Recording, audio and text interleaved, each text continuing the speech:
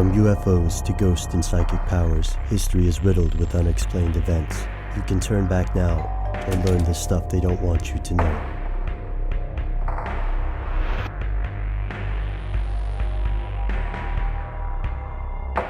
Here are the facts.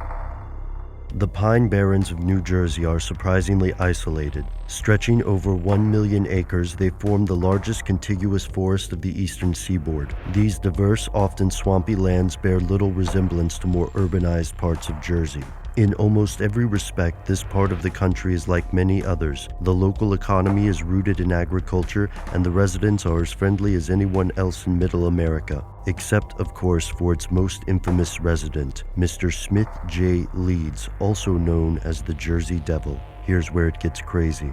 The legend of the Jersey Devil dates back to 1735 and has several variations. One of the most popular goes like this. A woman named Deborah Leeds felt excruciating pain while giving birth to her 13th child and invoked the devil. The child she bore was not human.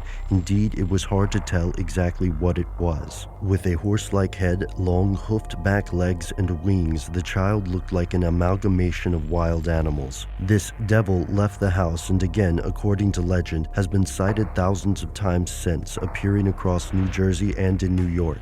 Between the 1730s and the beginning of the 20th century, eyewitnesses sporadically reported seeing the monster. In 1909, something strange happened. The creature was sighted daily. People across the state claimed to see the monster and provided detailed descriptions. Here's where the skeptics step in. Not all of these reports matched. For example, the devil has been described as being between 3 to 20 feet tall. With such variation, it's tough to think these people all saw the same thing. There's also the question of proof. For cryptozoologists who believe in the Jersey Devil, its supernatural nature may explain the lack of droppings, nesting, and other evidence typical of animals this size. To scholars like Joe Nickel, the story of a monstrous birth might have a grain of truth. In the 18th century, children born with deformities were often thought to be cursed or supernatural. A woman who gave birth to such a child was often thought to be a victim or practitioner of black magic. It's not unreasonable to suppose that Mrs. Leeds really did give birth to an abnormal child. Yet even if this theory was true, the child would likely have died soon after and certainly couldn't linger around for centuries scaring people across the Northeast. Some skeptics believe the devil sightings are actually sightings of another elusive Pinelands resident,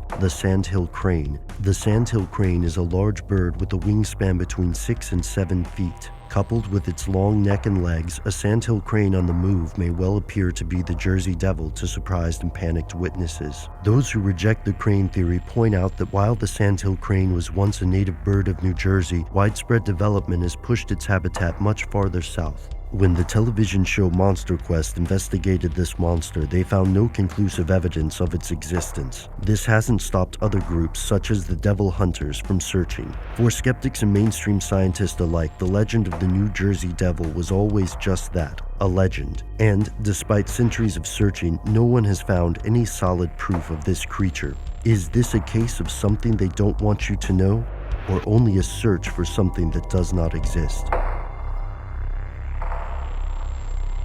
So all of you out there who said, Matt, Ben, please make some t-shirts. I love t-shirts. I wear t-shirts. We made a store with t-shirts. We are stufftheydon'twantyoutoKnow.spreadshirt.com.